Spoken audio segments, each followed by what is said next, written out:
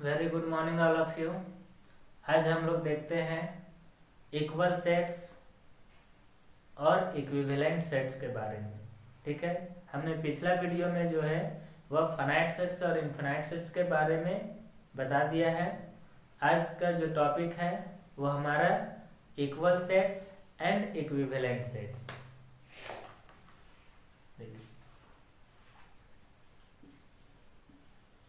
Equal sets and equivalent sets. Equivalent sets सबसे पहले हम लोग इक्वल सेट देखेंगे। इक्वल सेट्स, इक्वल सेट कहता है कि two sets are said to be equal if they have the same element। if they have same element, जैसे इसका डेफिनेशन है ये कि two sets A and B are said to be equal if they have exactly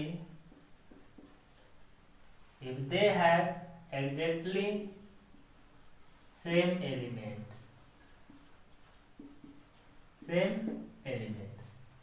ये equal set कहता है कि two sets A and B are said to be equal if they have same elements। That means इसका example देखिए क्या बोला कि मान लेते हैं कि एक सेट A है जो कि A, B, C और D का है, और दूसरा सेट B मानते हैं जिसमें B, C, D और A है। तो इन दोनों सेट को अगर हम लोग ध्यान से देखें तो ये पाते हैं कि सेट A में A, B, C और D है, तो सेट B में भी देखिए A, B, C और D है। दैट मीन्स दोनों सेट A एंड B में जो है वो एग्जैक्टली सेम एलिमेंट्स है। सो देयरफॉर ये क्या होगा, A and B are equal sets. इस प्रकार जो है A और B इक्वल सेट कहलाएगा। जैसे इसका दूसरा एग्जांपल देखते हैं। इसका दूसरा एग्जांपल जैसे मान लेते हैं, लेट एक ऐसा सेट है जो इसमें बोलता है x such that x is a prime number which less than 6, and दूसरा सेट है b, मान लेते हैं x such that x is a prime factor of 30। देखिए हमारे पास क्या है, दो सेट्स हैं। एक सेट क्या है कि प्राइम नंबर है, किसका प्राइम नंबर है जो कि 6 से कम है, और दूसरा सेट क्या है कि प्राइम फैक्टर है किसका 30 का है ना। तो इसका मतलब हुआ दैट इज, अब सेट बनाइए सबका, ए क्या बोल लेता है, x is a prime number of 6 less than 6 होना चाहिए, तो 2, 3 और 5 हो जाएगा। और B जो सेट है वो क्या बोलता है कि प्राइम फैक्टर है 30 का, है ना, तो इसमें हो जाएगा 2, 3 और 5। देखिए दोनों सेट A एंड B का क्या है, एग्जैक्टली सेम एलिमेंट है। So therefore the two sets A and B are said to be equal set. तो इस प्रकार हम लोग क्या कहेंगे कि A एंड B क्या है, वो इक्वल सेट है, और हम लोग इसको इस तरीके से रिप्रेजेंट करते हैं। Is it clear?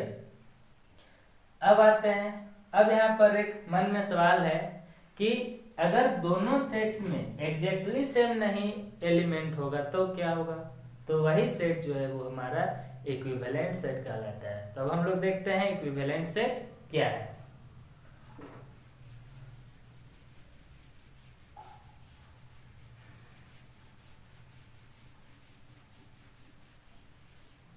अब है equivalent set. Equivalent set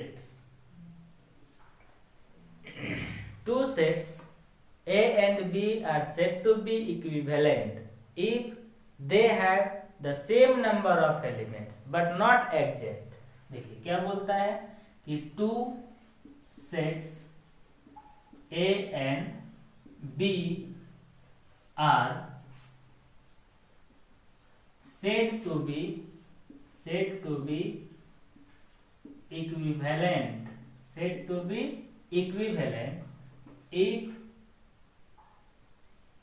if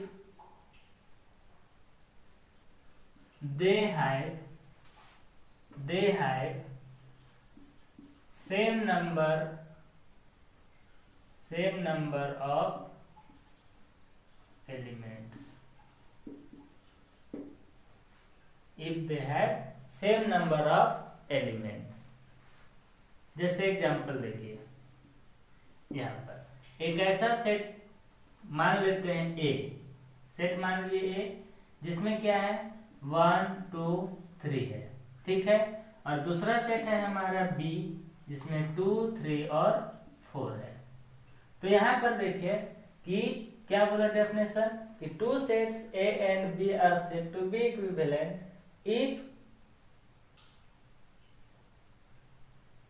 if they have the same number of elements। जैसे यहाँ पर देखिए, यहाँ पर है नंबर ऑफ एलिमेंट्स कितना है, इसमें ए में कितना है 3 है, और इसमें टोटल नंबर ऑफ एलिमेंट कितना है बी में, ए भी 3 है।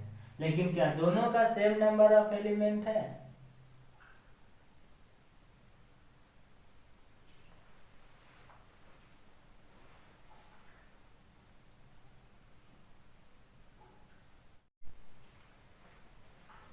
अब हम लोग देखते हैं इक्विवेलेंट सेट्स, है ना। तो यहाँ पर हम लोग इसका डेफिनेशन है कि two sets A and B are said to be equivalent if क्या कि number of element of A is equal to number of element of B. तो ये क्या कहलाएगा, इक्विवेलेंट सेट कहलाएगा। फिर से समझिए डेफिनेशन कि two sets are said to be equivalent if number of elements of set A is equal to number of elements of set B। That means यहाँ पर देखिए इसको एग्जांपल से कि मान लेते हैं A is equal to क्या है 1 2 3 4, ठीक है। और B एक ऐसा सेट है जिसमें है 3 4 5 और 6। तो यहाँ पर देखते हैं कि number of element of set A कितना है, here number of element of set A कितना है 1 2 3 4 है, और number of element of set B कितना है, ये भी 4 है। So therefore these sets A and B are equivalent sets। Is it clear? तो यहाँ पर हम लोगों ने क्या देखा कि अगर दो सेट्स का नंबर ऑफ एलिमेंट सेम होता है तो हमारा क्या कहलाएगा, इक्विवेलेंट सेट कहलाएगा। अब हम लोग दोनों डेफिनेशन के अकॉर्डिंग आते हैं equal sets and equivalent set में। तो एक रिलेशन मिलता है क्या कि every equal sets is equivalent. क्या एवरी इक्वल सेट, प्रत्येक इक्वल सेट जो होगा वो इक्विवेलेंट होगा, लेकिन प्रत्येक इक्विवेलेंट सेट जो होगा वो इक्वल नहीं होगा। जैसे यहाँ पर देख लीजिए, नोट में इसको लिख लेते हैं, relation between equal and equivalent sets। relation between equal and equivalent sets, ठीक है।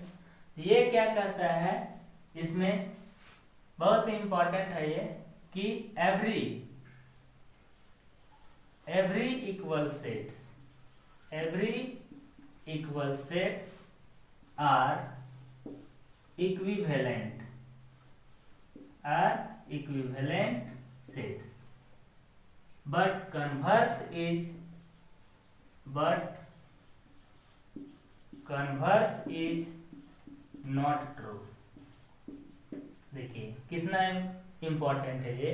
बोला क्या, प्रत्येक इक्वल सेट जो होगा वो इक्विवेलेंट होगा, लेकिन प्रत्येक इक्विवेलेंट सेट वो इक्वल सेट नहीं होगा। जैसे इसका एग्जांपल देखिए, यहाँ पर कि मान लेते हैं कि एक सेट है ए जिसमें है ए बी एंड सी, और बी एक सेट है जिसमें मान लेते हैं सी बी और ए।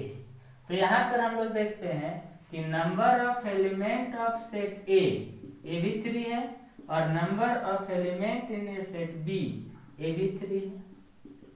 देखिए ए भी 3 है। साथ ही साथ ये भी देखते हैं कि जो एलिमेंट सेट ए में है वही एलिमेंट सेट बी में है। सो देयरफॉर क्या होगा कि ये इक्वल भी है, ए सेट इक्वल भी है, और एंड ये क्या है, इक्विवेलेंट भी है। ठीक है, तो यहां से हम लोग की एक बात क्लियर हो गया कि प्रत्येक इक्वल सेट जो है वो इक्विवेलेंट सेट होगा। लेकिन जब इसका कन्वर्स में आते हैं, कन्वर्स, उसके लिए फिर देखिए एग्जाम्पल कि एक ऐसा सेट मानते हैं जिसमें 1 2 3 है, और बी एक ऐसा सेट मानते हैं जिसमें 4 5 और 6 है। यहाँ दोनों में क्या है, दोनों में number of element of set 3 है, और इसमें भी 3 है। तो क्या यहाँ हो गया कि n A is equal to n B है, इज इक्वल टू 3, बट क्या दोनों में सेम एलिमेंट है? जो ए में है वही एलिमेंट सेट बी में है?